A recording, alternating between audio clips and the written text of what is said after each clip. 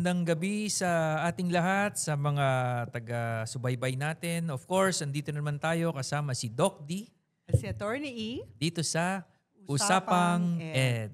Ed. It's Easter Thursday, Doris. April 24. April 24. So, namiss ko to.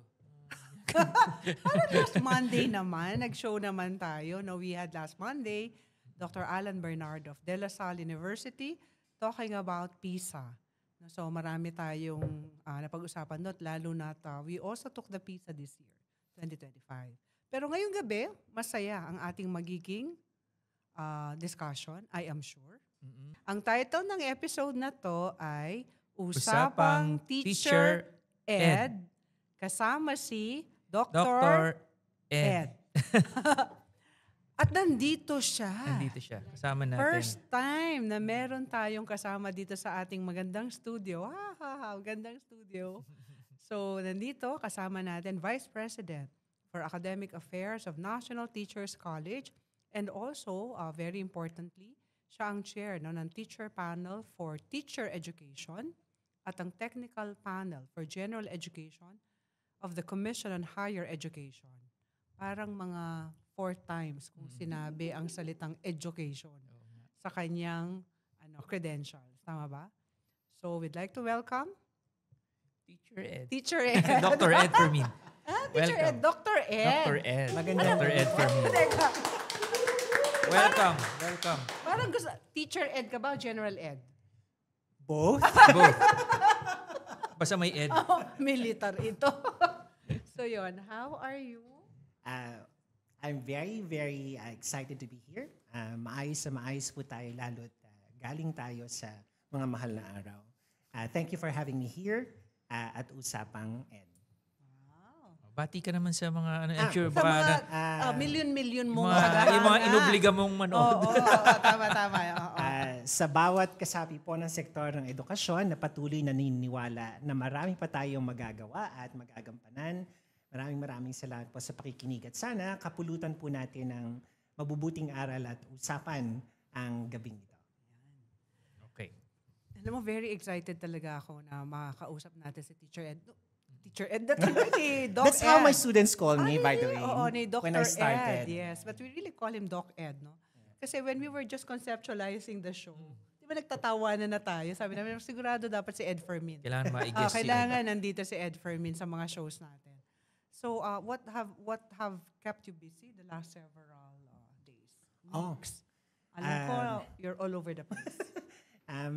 But siguro ang dapat kong pagtuunan ng or i-share sa inyo, the last 3 weeks had really been very challenging for me prior to the Holy Week break. No?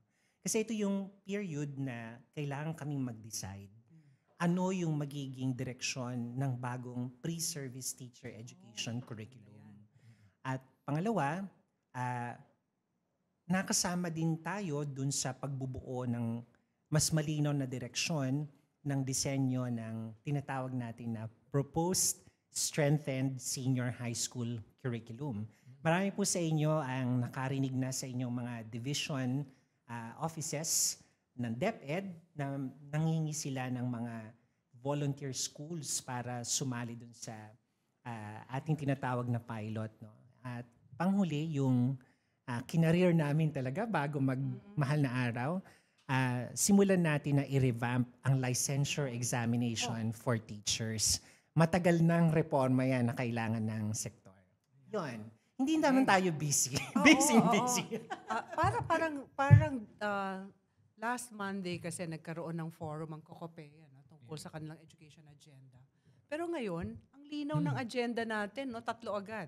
Pre-service teacher education, curriculum reform, the strengthened senior high school, at yung pangatlo, licensure examination enhancement, o yung LET, licensure exam for teachers enhancement. So isa-isa, pre-service teacher education. May problema ka ba dito? Hindi, alam mo, kasi wala akong problema dito. Yung mga usapan, mga issues na to, natatandaan ko, nakasama ko rin noon si Dr. Ed Fermin. Nung tinatalakay sa Senado noon yung bill bago ito naging batas, no? Yung RA 11713, yung Excellent Teachers Act. Ito yung bagong TEC, no? So I think lahat ito, no, yung roadmap na pag-usapan niya noon, roadmap, in-service, pre-service. Yan yung mga objectives talaga nung batas na yan. So ang una kong tanong siguro para masimulan natin yung discussion on these issues is, ano bang nangyari na since naipasa yung batas na yan? I think yan yung talagang dapat nating linawin sa mga tagapakinig natin. No? Lilinawin ko lang po, unang-una, dati na tayong may Teacher Education Council. At gaya po ng sinabi ni Attorney Erap, nakita ng ating mga mambabatas, talaga bang may nagagampanan na trabaho ang ating Teacher Education Council at ang nakita natin at napakinggan din natin sa EDCOM 2, no, na parang hindi pa rin naman nag-uusap-usap yung mga ahensya na may kinalaman sa paghahanda ng ating mga guro, both at the pre-service, in-service, and of course, continuing professional development. No? And we were able to find out there were a few challenges in the way the agencies should have been synergizing better for better teachers. So after the IRR have been crafted and published, the momentum of, putting together in one table all the agency heads, the representatives of the groups working towards teacher education and development, alam nyo, ang ganda ng feeling na nagsasabi na, sige, natutunan na natin, 30 years ago, ganito yung nangyari, siguro dapat mag-usap tayo. And I would highlight 3 important milestones simula ng lumabas yung Teacher Education Excellence Act. No?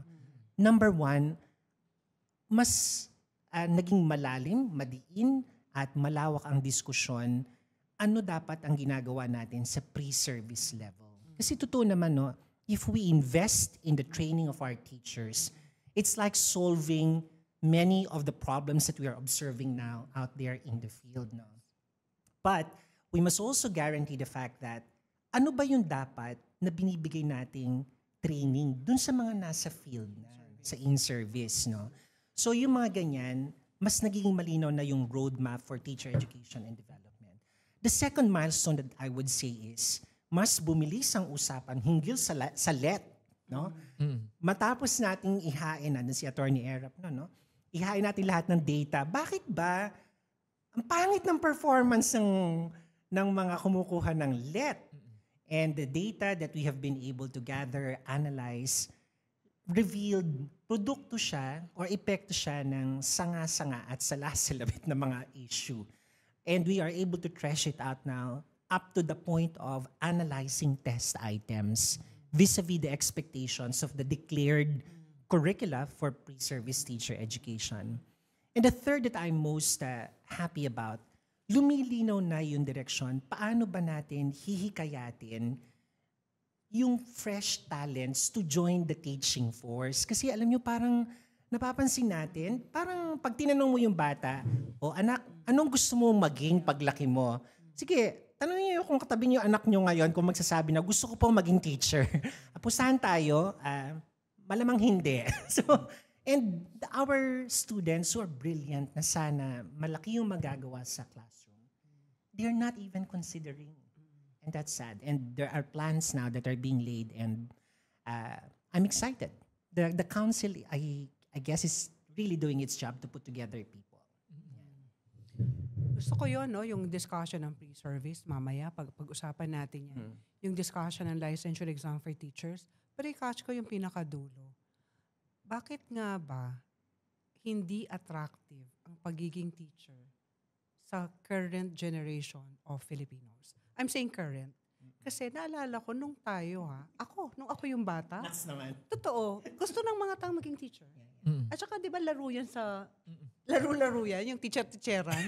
Para lahat ng tao gustong maging teacher-teacheran, no? Pero eventually over time, and the call has always been sana, the best and the brightest join the teaching force. But apparently, there's a call because it's not happening. Therefore, anong nangyari? Has there been any study on this as to why teaching has not become very attractive? Yeah, meron, no? In fact, I think it's the 2022 Simios study on motivations to join or to become a teacher. There is an actual document.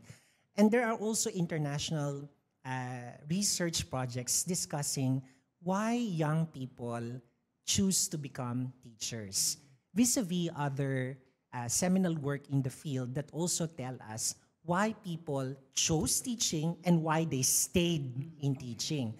Dalawa kasi yun di ba? Yung pipiliin mong maging guro Umpisa ka na guro. at pipiliin mong magtagal bilang guro. So dalawa mag-ibang bagay yun. Yung unahin natin, bakit nga ba mukhang ayaw na ng mga kabataan nating maging guro? Kasi nakikita nila yung kondisyon kung paano maging isang guro. Gugustuhin mo ba na sa halip na mag-enjoy ka during the Christmas break, ang ginagawa mo, nag-check ka ng papel, parang, dahil nakikita mo pang mga balita, mababa ang sweldo ng teacher, pero ang daming ginagawa. Mabuti sana kung teaching lang ginagawa, but we have seen in many news articles and news bits, di ba? And even EDCOM. Paperwork. Si EDCOM din, nakita niyo, parang nauubos na yung oras ng teacher sa sandamakmak na form. So, sinong gusto yung ganong trabaho, right? So, that social regard for teaching, I think nandun. No? We hold our teachers in esteem. Pero, would you like to become a teacher yourself? Magdadalawang isip ka sa mga kondisyon na nakikita mo. No? Yun. So, feeling ko, that social regard for teaching is not translating to attracting new talent. Kasi nga, yung konteksto ng pagiging guro, parang hirap-hirap niya. Thankless job nga, di ba, sabi nila. Election duties pa, dagdag mo pa. Yan, tama-tama. No? Speaking of that, makita mo sa graduate school namin, susulat yung mga teacher, deputy teachers na, absent po ako ngayon kasi po may orientation ng elections. Yeah, but the single most important, factor that will make a student really learn is a teacher. Correct. Gusto ko lang balikan yung So, yung dun sa batas, no, yung Excellence in Teacher Education Act. Kasi lahat ito, kaya naipasa yung batas na yun in the first place. Diba, for context no, sa mga nakikinig sa atin ngayon, nanonood, yung batas kasi na yun, I think ito yung unang-unang legislation na lumabas as a reaction to the PISA. Yeah. Diba? Correct. So, Excellence in Teacher Education.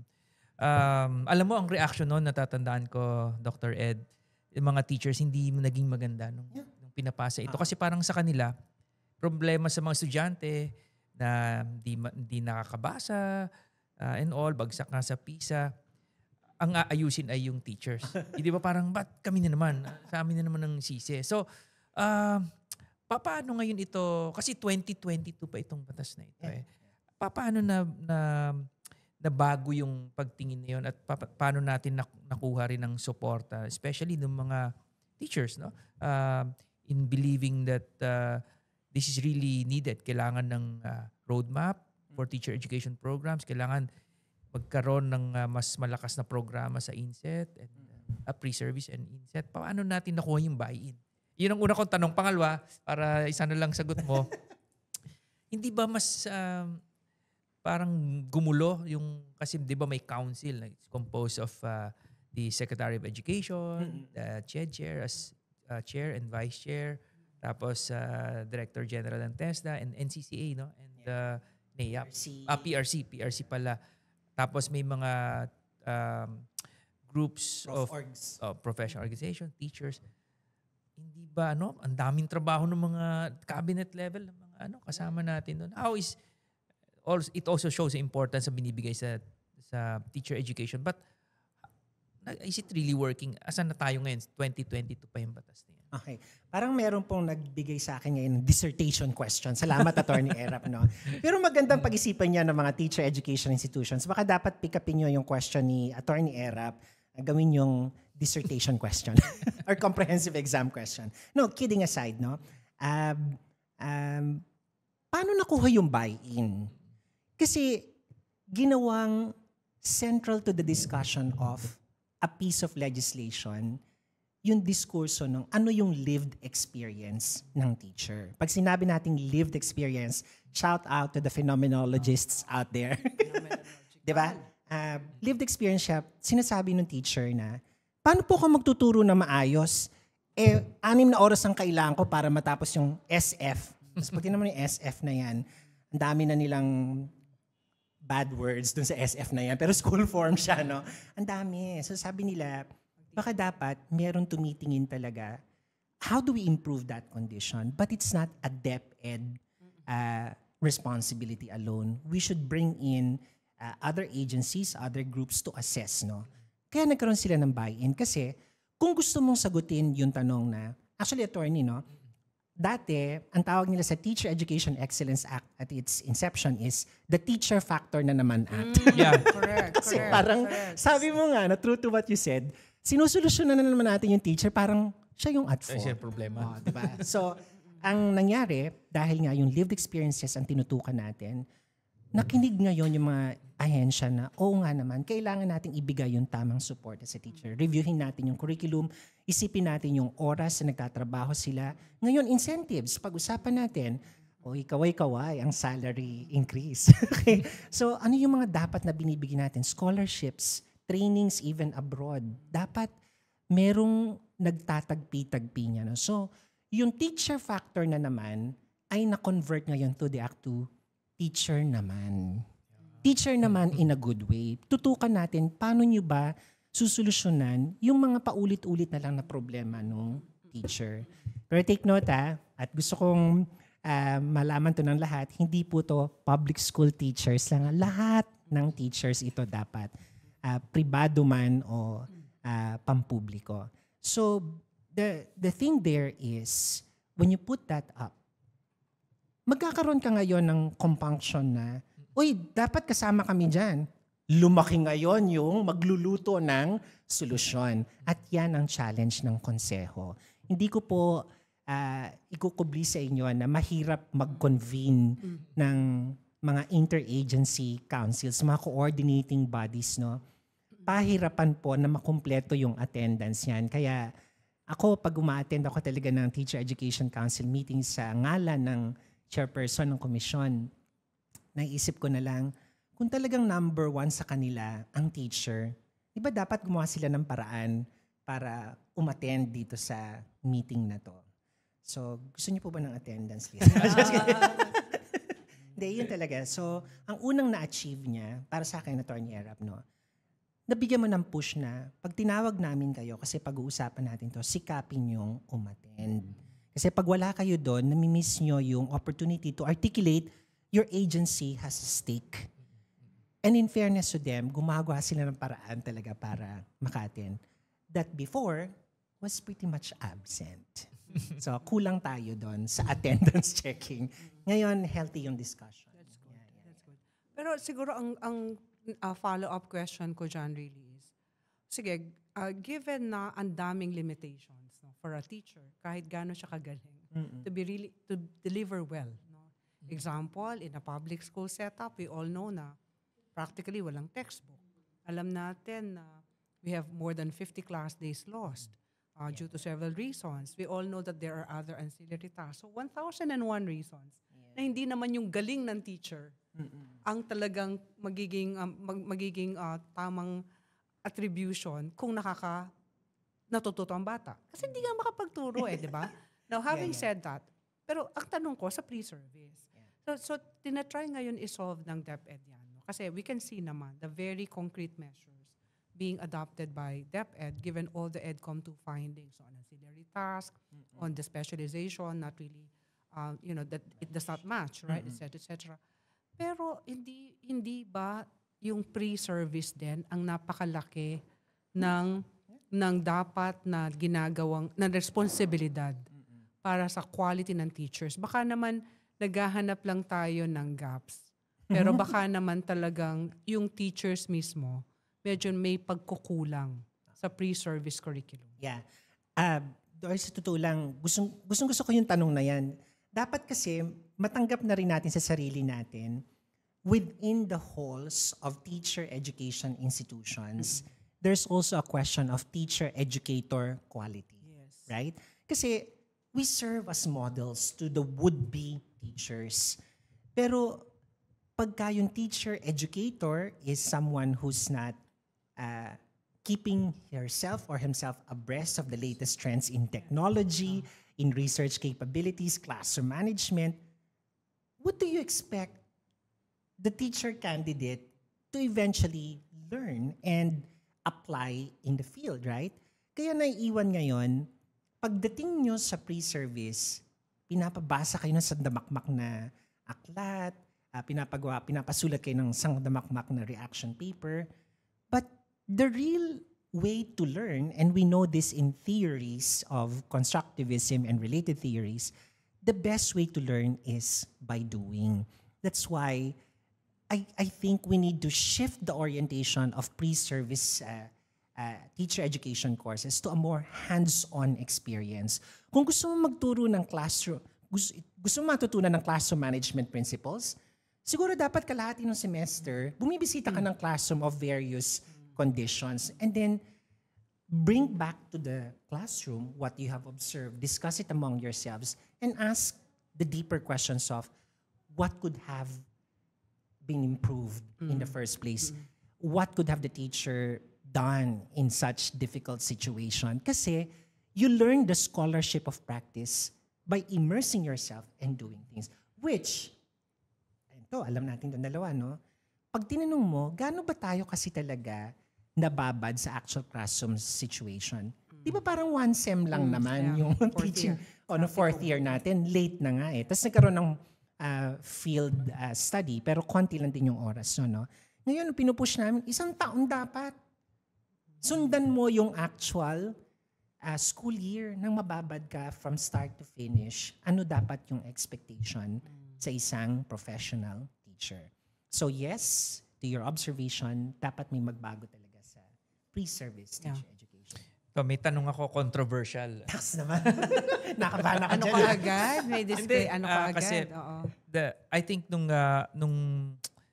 ginagawa pa nga lang yung batas na yan, pinag-usapan natin, I think the elephant in the room then was, how do we fix all of this kahit palakasin natin yung ating mga teachers, teacher programs, ayusin natin licensure exam, we produce good teachers, excellent teachers. Pero kung hindi natin ine-empower yung mga teachers, lalo na sa public schools, na to make their academic judgment. Ibig sabihin yung, alam mo, ito yung elephant in the room na, paano magaling yung teacher pero may pass-all policy. Hindi ka naman pwede magbagsak. Wala daw policy. Walang policy. Sabi ng former secretary. Pero, so yun, that's number 1. Pangalawa, merong, pag nakakausap pa yung mga teachers in the ground, yun ang sinasabi. Tapos meron ding incentive to those who, depending on how many students you promote. Mm-hmm. So, ibig sabihin, hindi na academics ang nagiging basis. So, paano ito, meron pa bang ganyan? Is it still a problem na, although hindi nire-recognize, hindi ni-affirm na merong ganong policy, pero yung bang mga ganon natanggal na ba yan? Kasi otherwise, tama rin naman yung mga nagsasabi on the ground na baliwala lahat yan kung may pass-all, may incentives to pass even non-readers, promote them. Is that being addressed? One big word that I will use as a response, dalawa pala, and they all start with the letter A. Okay. Accountability. Takot tayo sa accountability. And accountability, take note, is deeply intertwined with agency. You know?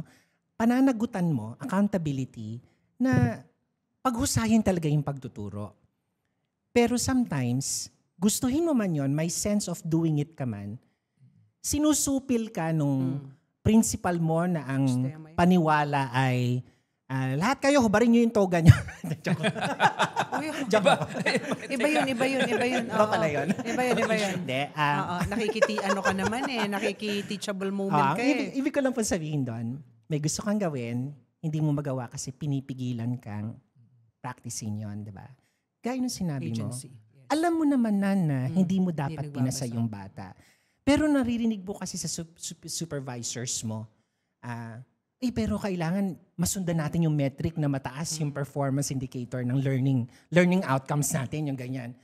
walang policy, pero parang, teka lang, parang sinabi mo na sa akin na ipasa mo na lang kasi meron tayong overall school performance indicators na habol. O ede merong hindi nakasulat na policy, pero nandun yun and it's encroaching upon your decision-making capability na I will fight for this because I have been trained in learning theories, I've been trained in what learner development means, therefore I should make that decision. Simplihan na lang natin. Yung teacher gustong gawin, baliktad yung lesson plan, gusto niya major enrichment task yun nasa umpisa kasi it engages learners, diba? Anong sabi ng BISOR? Bawal kasi dapat may motivation ka muna. Meron kang ganito, yung ganyan. Bakit enrichment agad? Kasi yung enrichment niya pala, exploration talaga ng mga bata. Pwede kang pumili ng adventure mo. Mamimili ka from 5 adventures. Motivation yun? Sabi nila, talaga bang motivation activity lang? Kaya nilalagay nila, napakabaduy minsan ng mga motivation, masabi nila na may motivation. May naisip ng bago yung teacher. Right? Nasusupil, yun yung term ko, nasusupil siya. Dahil nga, may mga iniingatan tayong mga tradisyon. So if you ask me, are we gonna work towards teaching the would-be teachers accountability in agencies? Ay, matutuwa po kayo. Kaya pa-plug ko lang, malapit na po dumating ang zonal consultations for the new pre-service teacher education curriculum. Makisangkot kayo na maintindihan nyo. Panahon na para tulungan natin ng mga magiging guro na magkaroon ng sense of accountability and agency. And academic judgment is very important. It is. Pero maganda yung sinabi mo, Ed, tungkol sa agency. Alam mo, yung mga public school teachers, marami akong mga kaibigan ng public school teachers, magagaling sila. In fact, galing ng private. Alam naman natin yung migration na yan. Magagaling sila ng private school teachers sila. Magagaling pa rin sila. Nag-train Ngayon na muna na sa public private, school teachers sila. Pero nahihirapan sila sa mga ganitong practices na, for example, kapag ikaw ang nagbagsak sa bata, dapat ikaw magturo sa kanya sa summer class, walang additional pay. Kapag na-enroll na siya sa LIS, ay bawal na siyang mag-unenroll. Magagalit ang principal kapag nagbagsak ka kasi napapahiya siya sa MANCOM meetings kapag maraming bagsak or drop out. So in other words, alam na ng mga estudyante even, napapasa sila kahit na hindi sila pumapasok. So, these kinds of systems, this have been communicated to the current DepEd. And talagang kailangan to solusyonan natin. Kasi palagi isip ako yan, Attorney Estrada, noon pa. In the private schools, hindi nangyayari ang ganito. Mostly, lalo na sa mga high-performing, accredited, and certified. No? Pero bakit yung teacher na yon siya pa rin paglipat niya ng public, bakit hindi niya magawa yung ginagawa niyang remediation program, summer classes, hindi niya magawa ang estudyante magre-repeat kung hindi talaga pumasa. Bakit hindi niya magawa? Siya pa rin naman yung teacher na ganun ang kanyang morals and ethics. So wala ngang agency. Yeah. And Doris, since binanggit mo kung paano tayo nagtitrain ng private school teacher, di ba sa private schools, we deeply immerse teachers into understanding the teacher as a person and then as a professional. Yung pagiging person natin, we are always anchoring our teacher's orientation towards the values of truth, integrity, justice. Yan yun, di ba? At ang laki ng kinalaman yan sa professional agency. I mean, ang totoo, bumagsak ka, kahit nadalin mo ako sa Korte Suprema, ito yung bibigay ko sa yung grade. Come to think of it, muntik na ako mapunta sa Korte Suprema dahil dyan. Pero papangatawanan mo kasi gusto mong ituro yung totoo at yung tama. Kasi magiging mga botante po at mamamayan yung mga yan. Dapat ituro ng tama. No? Alam mo, hindi naman din laging because of pressure ng principal or may ibang motibo or in bad faith. Na nakakwentuhan ko kasi mga ibang public school teachers, syempre may halong compassion. Minsan, because they're government, they're from the public school system, they're agencies of the government. Syempre, iniisip minsan, mahirap yung bata, iniisip nila ganito. Pasan na natin, kawawa naman, hahabulin na lang nung sa sunod level. Totoo yun, sabi nila, bibigyan natin ng, hanggat merong may sasalo, o bibigyan ng chance. Kaya lang, yun, it's built in because it's government. It's all right to education, marginalized, free na nga eh. So, pag inalis mo yan sa public school, lalong walang tatanggap sa private. Yun ang iniisip din nila. So, ito paano ba rin anong usapan ito ba ay napag-uusapan din sa Oo naman. level ng TEC? Kasi hindi pwedeng tuturuan mo lang yung teacher. May karapatan ang bawat bata, ang magulang, may karapatan din ang guro. But you have to understand, for every right, there is a corresponding responsibility.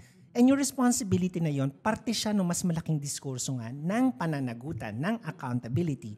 Kailangan maturo natin sa mga bata na, oo, may karapatan kayong magsalita ng hinaing nyo, and so on and so forth. Pero may pananagutan kayo na isipin, ito ba makakatulong talaga sa inyo? Kung hihilingin nyo na ipasa na lang kayo, mag-iiyak kayo dyan hanggang lumuha kayo ng dugo. Pero magiging mabuting tao ka ba?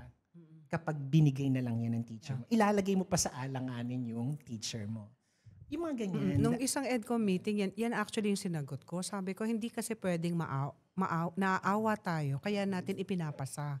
Ang tunay na awa ay turuan natin ang bata para umabot siya sa tamang standard, miski lumampas pa tayo sa school year. Pagpaulit-ulit kayo, kasi in the past, we in many of our talks before in the past, I'd call it a valueless diploma eh.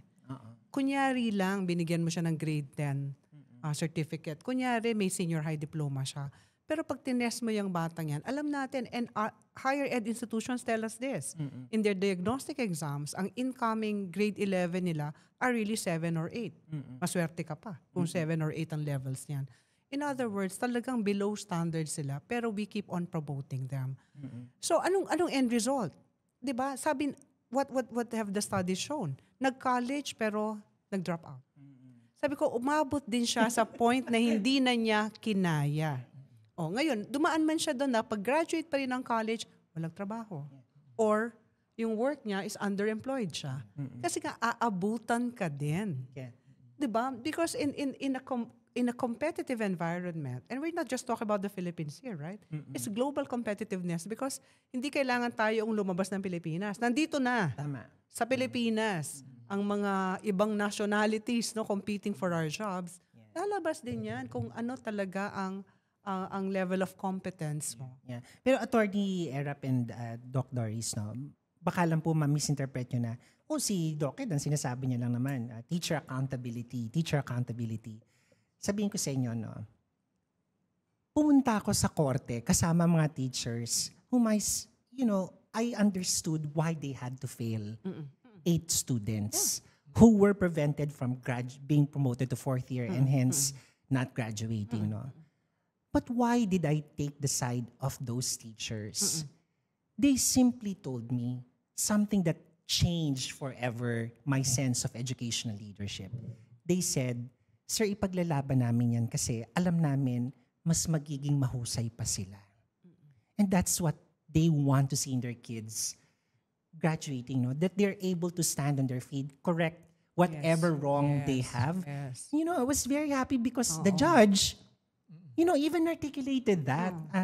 Katungkulan ng eskwelahan na magturo ng matataas na standard. At kung ginawa naman ng eskwelahan yung kanyang makakaya para matulungan yung bata, tama rin yung desisyon niya na sabihin na, student A, konti pa. Pasasaan ba graduate ka naman? Hindi ko makakalimutan yan kasi doon mo makikita the sense of agency and accountability of the teacher they need to be complemented by the sense of accountability and agency of the school head. Huwag kang padadaig sa may threat na binigay sa'yo, mawawalan ka ng lisensya and all, as long as you understand what that means. Alam mo, ako personally, lagi ko kasing pinapaalalahanan tuwing nabibring up yung education as a right. Pero it's very dangerous kasi, lalo na kung sa public schools, sasabihin mong education as a right, ang feeling nila ay karapatan, hindi ka pwedeng bagsak, hindi ka pwedeng i-refuse admission because of academic grounds.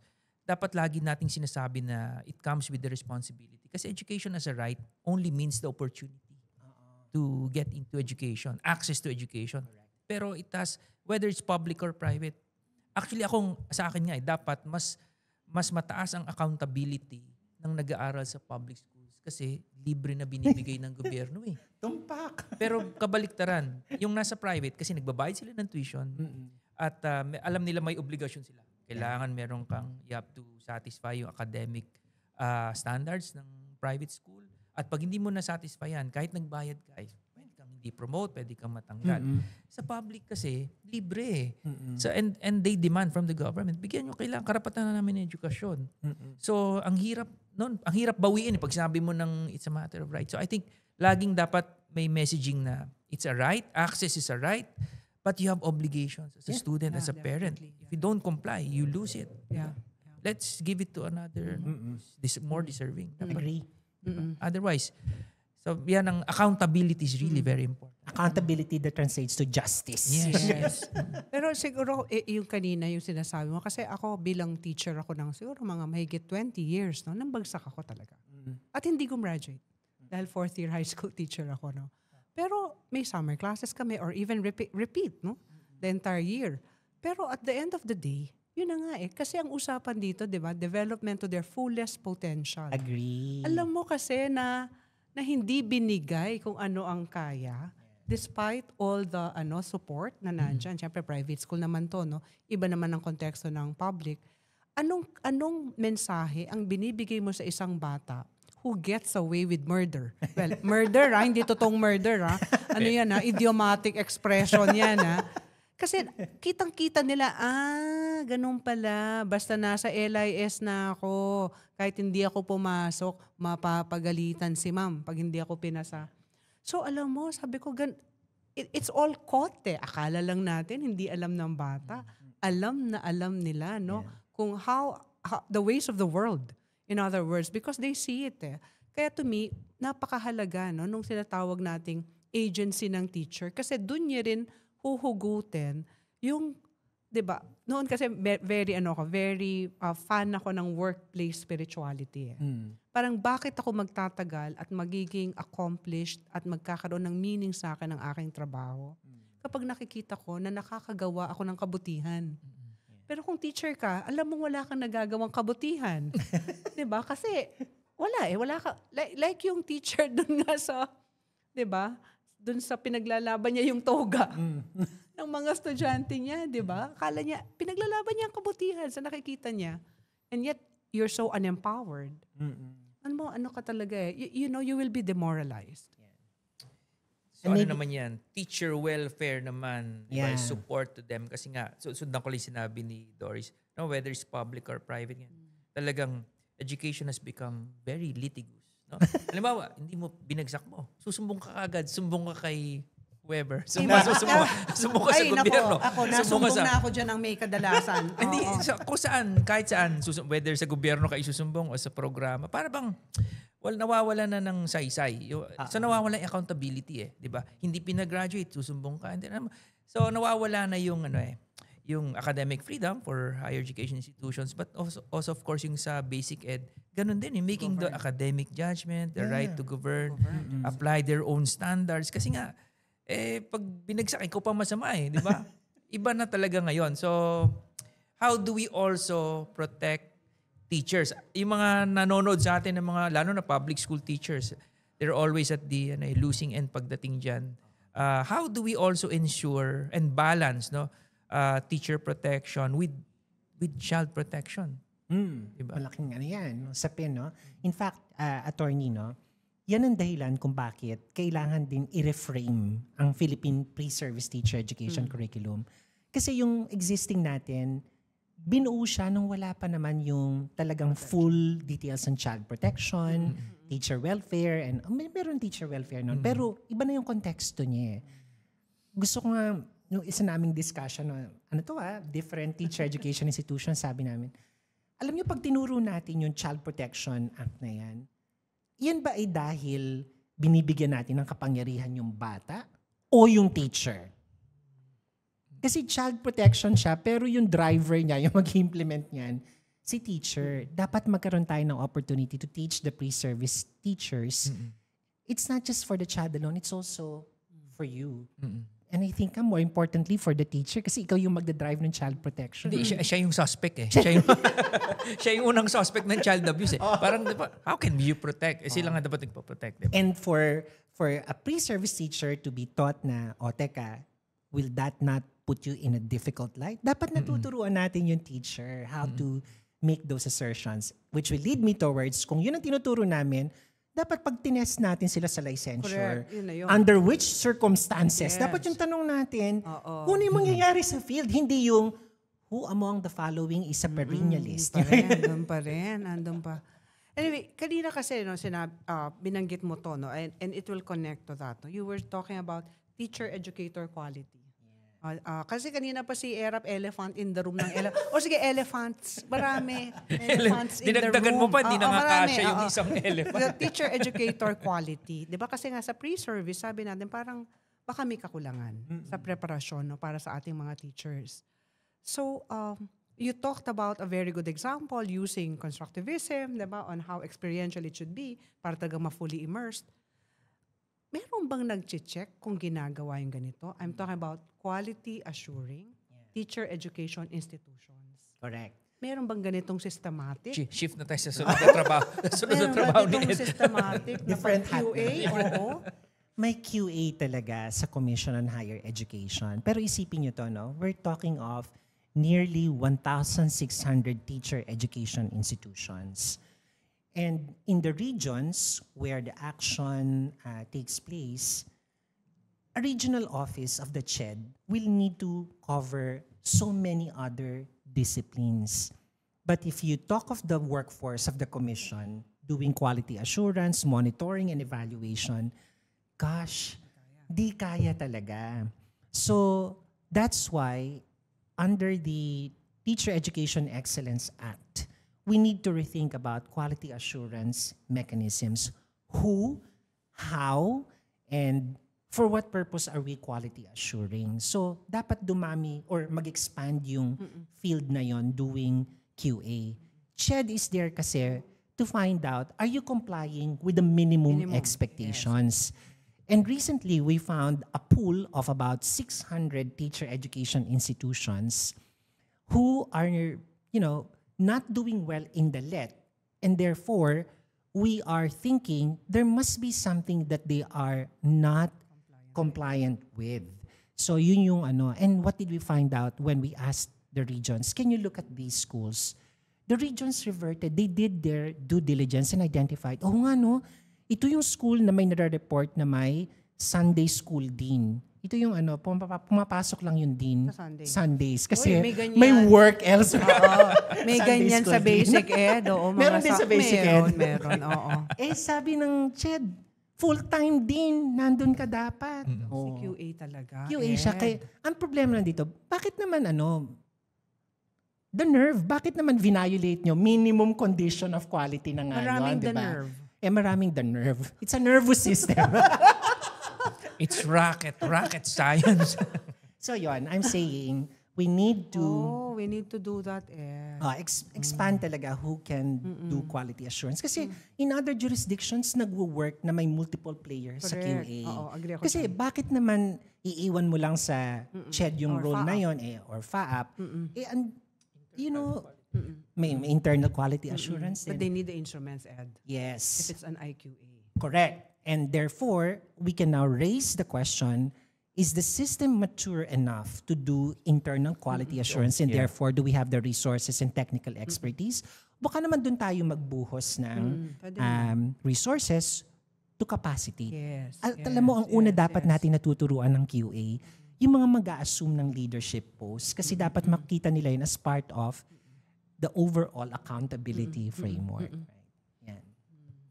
Kasi ang laging iniisip ay minimum standards. I think we should change yung term na minimum. Kasi para bang pag sinet ng... Because that's a function of government in setting standards. And quality assurance din yun But that's the minimum. Di ba? Hindi pwedeng yun na lang. Ang laging nakasanayan na hanggang dun lang tayo sa nire-require ng government. Correct. We should change that. But when I was attending a lecture in public policy, minsan kasi ang polisiya, hindi naman sa the nerve sila, ang mga schools. They really are unable to implement. Walang kakayahang mag-implement. 'Di ba? So sa akin, kung talagang kung meron tayong developmental ang pananaw natin sa ating mandate, kung anumang ahensya 'yan, then i-assess natin ang baseline ng mga eskwelahan, the TEIs, and find out nasaan ang gaps. Turuan muna sila bago tayong mag-impose ng sige, QA tayo lahat. After we've done all of the trainings, no? Yeah. And kumbaga hihilutin mo muna. May tanong ako, Ed, bago ka magbigay ng comment dyan. Ito, controversial na naman. Oo. Elephant ulit? Hindi naman elephant. Okay. Kangaroo na to. Kangaroo. Kasi dun sa standards, quality assurance, di ba dati na-raise na yung issue na bakit ang dami pa rin mga teacher education institutes na wala nang naipoproduce na Legfaser eh. Hindi ba natin mapapasara yan? Alam niyo yung motu proprio provision. No? Correct. Lecturean kayo ni Attorney Eref yan. You know, the good news is that yung over 600 na population ng non-performing TIs, ang definition natin ng non-performing TIs, consistently below 50% na yung nagpapasa kanila and to the point of nagzi-0 or 5% pa nga, no? So, hinanap namin yan. At nakita namin, based sa LET yun, no? And thanks to the PRC for sharing the data set. No? Yun na, finormulate na namin hypothesis. Alamin nga natin, compliant pa sila. It turned out, meron sila mga compliance issues. Compliant. So, anong ginawa? Hindi pa lang ginawa. Anong ginawa ng Commission and Bank? Outright. Issue a show cause order explaining why you should not be issued a notice of phase out or closure because there is now a CMO specifying when you will be shut down as an outcome of you not being quality assured and you not delivering well, no?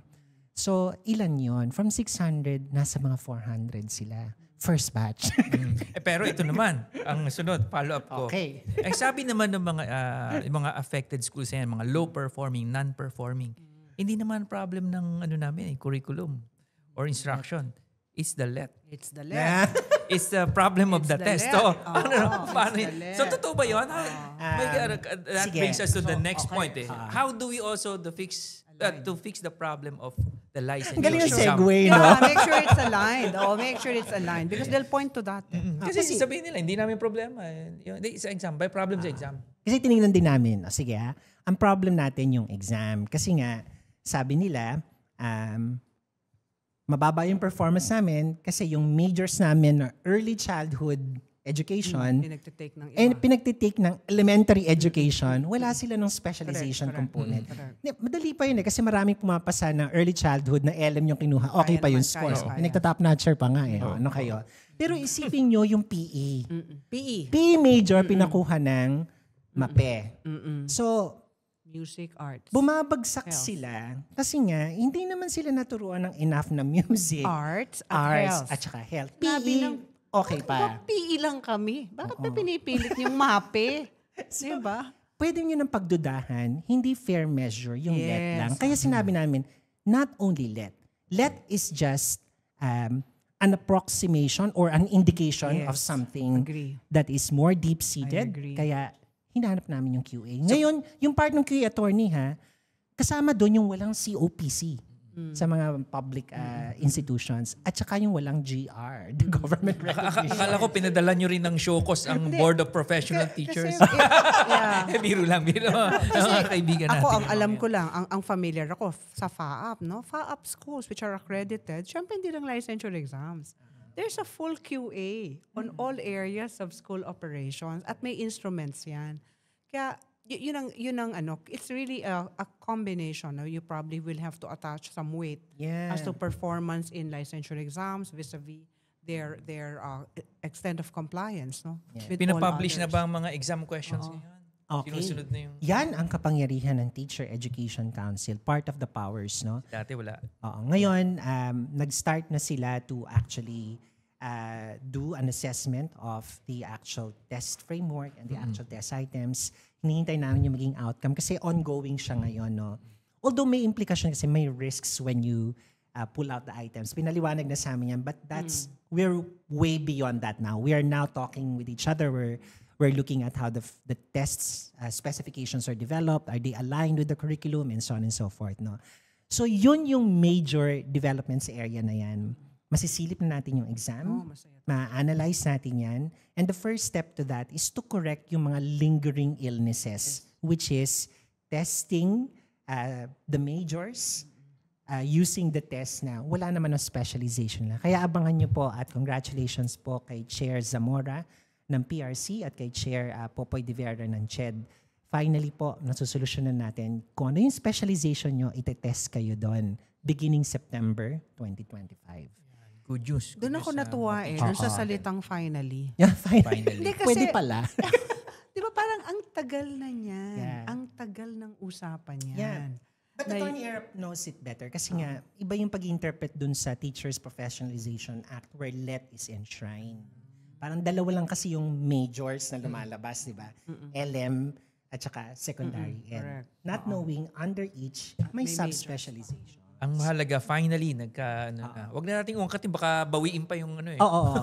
Uy, pero attorney, ang gusto ko na sana Pag-uusap. pag-isipan din ng mga nakikinig sa atin, no? May isa pa tayong sugat. Yun yung saan nyo kinukuha yung Certificate in Professional Teaching. Yung 18 units.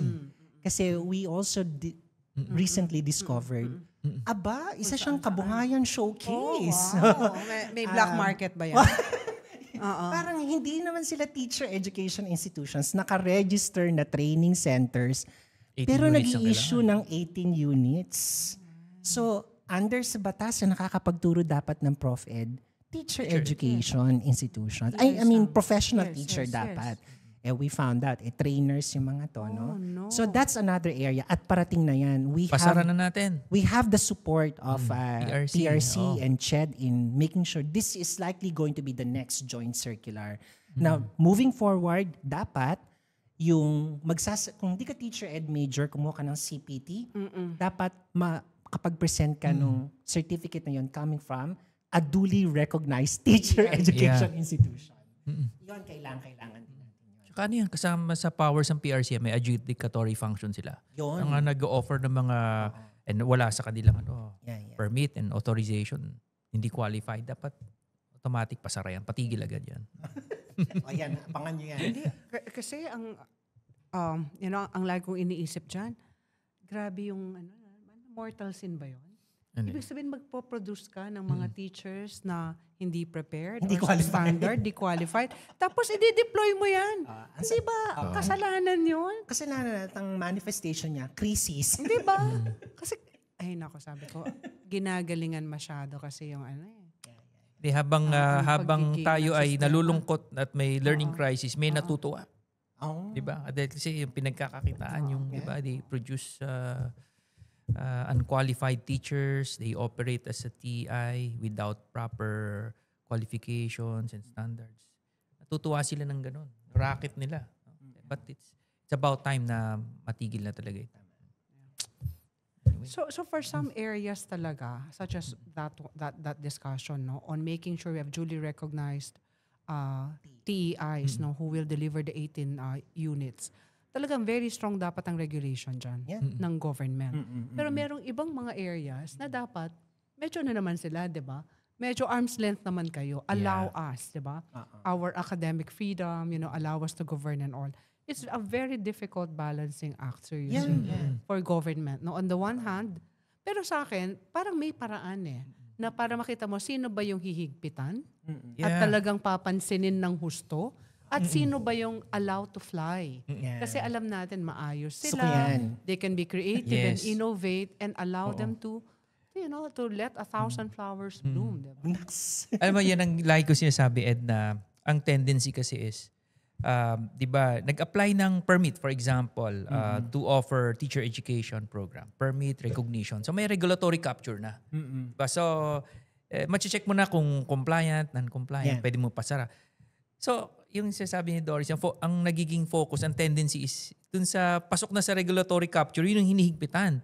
Pero yung wala pa sa registry natin, for example, talagang total colorum na nag-ooperate, Wala silang magawa. Wala magawa kasi hindi nga nag-apply eh. So, sabi ko minsan, dapat baka tingnan ninyo yung wala sa ating regulatory loop. Baka tingnan ninyo kasi daming nag-offer dyan. Colorum talaga. And they're in bad faith. Hindi nga nag-apply ng permit, recognition eh. So, dapat yun ang tutukan nyo. Hindi yung nandito na sa atin. Kasi the fact na nag-apply ng permit yan at merong recognition, ibig sabihin, shows na they're really there in good faith. They want to comply with the requirements of the CHED. Gusto ko yung yung in good faith na yan. No? May talaga namang, may mga institution naman talaga in good faith na ginawa yan. So, yung mga nasa labas na yun, dark spaces and dark alleys na yan, yung sinasabi ko sa inyo, yung parating na joint memorandum circular, it's under review kasi, no? Isa yan sa mga malinaw na paraan kung paano natin gagawin yon. Pero Attorney Erap, gusto kong i-extend yung discussion ng QA na yun. Doon sa lagi mong sinasabi sa mga lectures mo, reasonable regulation, di ba? Kasi isipin nyo ha, balik tayo sa LET. Gusto ko yung direction ng usapan namin sa alternatives to LET. Yes. Marami po kami pinag-iisipan. Yes. Exam lang Maganda ba siya? yan. Nag-uusap na kami, baka pwede ang portfolio assessment. Yes. Oo. Pero alam mo, may isa akong tinitingnan nun. Kung graduate ka ng isang napakahusay na teacher education institution, dumaan sa quality assurance, nakarating yung ganitong level of accreditation, anong klaseng pathway to licensure ang ibibigay mo dun sa graduate nila? Kasi naka-quality assure nila yung graduates. Yes. Very certain tayo dyan. Yes. Baka hindi test. Baka i-exempt nyo pa, no? Next naman. Pagdasal nyo yan. Pinag-uusapan namin ngayon yan. Kasi that's one way of encouraging continue doing what is good, what is right. High-performing. High-performing ka. Yeah. And that will, Incentivize them. that incentivization will encourage more. Yes. Kasi noon, ito lagi ko rin naman sinasabi, no? Parang ang isang maayos na eskwelahan, hindi siya maayos dahil sa sinabi ito ng DepEd or CHED. Yeah. Maayos siya dahil maayos siya na yan ang mission niya, talagang long history no of excellence and all that. Therefore, each and every graduate, bago niya ilabas yan, diba, talagang sigurado siya sa kalidad ng kanyang graduate. Therefore, yun ang sinasabi mo, di ba? Parang na-QA yan ng husto. Di ba? From admission to graduation. So, pareho ba yan sa isang eskwelahan na no experience of quality assuring, for example? Or very, very bad track record in terms of LET, percentage of passers no, in the institution. Kaya nga hindi pare-pareho ang differentiated. Yeah. Diba? Differentiate nyo naman ang intervention ninyo sa mga eskwelahan. Pero minsan, like ko sinasabi, mas madali kasi yung one size fits all. Pero, Madali mas madali kasi. Cookie cutter. Diba? yeah, alam mo ako, Doc Ed, ang naging ko dyan, opinion ko before na, bakit tayo magdadagdag ng another door no, to be a professional teacher na isasama natin yung school factor. No? Sa akin kasi, sinasabi ko is, alam mo yung teacher lang ang profession, unlike other professions, na kailangan niya ng institution para ma-practice niya yung profession niya. Correct. Oh, lawyer. Ako, maglagay lang ako ng upuan dyan sa labas, sa law office na yon. Ako lang yon. Pero walang teacher na offering elementary education, ako lang. Kailangan ko ng part ng institution. So I think that's why, kailangan talaga that's also a factor, hindi lang siya eh. So importante, saan siya nag-train. Diba? Kasi institution really plays a factor. Baka nga pwedeng isama rin sa usapan na nung hindi pa siya talaga licensed, nagtuturo siya on probation, etc. Will that also be a factor? Magtuturo sa isang magaling na basic ed at kilala talaga yan sa pagte-train ng mga teachers na, di ba? Should that also be considered? No? Kasi kasama sa portfolio, experience, I think there was one, the very recent PAASCO Assembly was talking about that. For mature institutions even. Accreditation pa ba? Yeah. Diba? Yeah, good question. Diba? Parang mature na On their own, they will really move towards quality assuring their institution. Right? And it's already part of their DNA. Diba? Magandang rin yan. Magandang... Better days ahead. Better days ahead. Pero hindi pa tayo maabot sa senior high school. Pwede bang magbigay ka ng konting update as to nasaan tayo dyan sa strengthened senior high school. Dahil alam ko, inaaral mo rin to at kasama ka sa mga pag-uusap dito dahil papunta ito ng college, general education. Sige. The long and short of it, no? Nakita niyo na po yung curriculum guides ng core subjects natin. The reduction is very visible. The new mechanisms for the elective clusters, nakita niyo na rin po. Pero sa ngayon po, sana sagutan nyo yung public consultation link. Kasi po sa April 28 to 30, lahat po na ibigay nyong inputs, titingnan namin uli and refine further what needs further refinement in the first place bago namin talaga publicly issue yung final version. Makisangkot po kayo kasi for the first time, lantaran natin pinapakita yung curriculum guides natin for public feedback. So, mahalaga po yun para noon pagdating ng April 28 to 30, mapagsama-sama natin yung inputs natin. So, nandun na tayo. Okay. Wala tayong oras eh. Ang dami pa natin pag-uusapan. But ang dami nating na-cover. Oo. Dami. Iba talaga pag magaling ang ating guest. At maraming elephants At in maraming the room. elephants ito. Katabi natin dito. Nagsisiksikan. Napapaligiran na tayo ng elephant. Tuwing may sasabihin si Doc Ed, may dumadating na elephant in the room. May naka-ready akong sabihin na there's an elephant in the room. Anyway, sa mga nanonood sa atin, maganda itong discussion sa mga late na natin nakasama. You can watch this. Merong on demand. You can watch siguro tayo dito. Spotify Magpa-part 2 tayo rito. Kasi hindi pa tayo mabot sa YouTube. teacher welfare and working conditions. Mag-part 2 tayo. Diba? Na-touch Career natin ng konti. progression. Oo. Ano? Na-touch natin ng konti. Kaya lang, we need more discussions. Pero pwede nilang mapanood to sa YouTube at Spotify kung na-miss ninyo. Maganda kasing discussion natin from the start. So, but we'll think of running this again. Another topic. Doc Ed. Doc Ed. So, Doc Ed, anong gusto mong last na you want to say to especially our teachers na watching?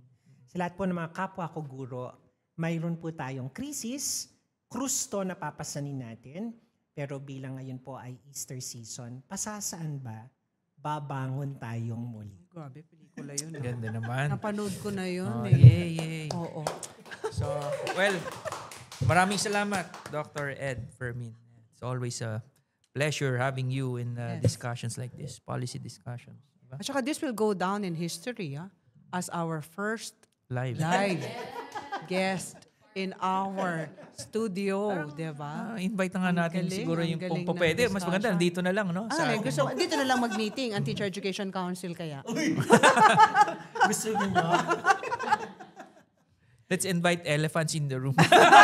So, may ganun problema. Pero Anyway. alam mo, natutuwa ako actually sa nangyayari sa Teacher Ed. Natutuwa ako sa Teacher Ed Council, sa nagiging mga pag-aaral ng pre-service, ng INSET, ng licensure exams, vis-a-vis pre-service. Nakakatuwa ang mga developments dyan. Diba? Yeah. And Ched is fortunate, of course, having you there. Oo. Pero yung EDCOM, hindi totoong si Ed yun. Hindi siya yun. Hindi EDCOM Fermin yun. Hindi po. Kasi nung binubuo yung TEC pa lang na batas, imagine, pinagdaanan na, ang daming issues. Tapos, bago na ipasa yung IRR, bago na constitute yung secretariat, no? Tagal. Hanggang ngayon binubuo pa rin. But I'm happy with how it's now moving. Thank you for what you do in teacher education. Today is April 24 at gusto namin kayong pasalamatan. No? So happy Easter pa din sa inyong lahat. At nakikita naman natin, there is hope. No? And hope does not disappoint. Yes, tama. So wag niyo kalimutan, i-follow kami sa aming SOCMED accounts, social media accounts, Facebook, Usapang Ed. Of course, nasa YouTube din kami and Spotify. And maraming salamat. Muli na namang natin nakasama si Doc D. Mukhang Doc Ed sa At si Attorney E. Dito sa Usapang Ed. Makiusapang Ed ka na rin. Oo nga. Dapat sumabay ka. Oo. Thank you.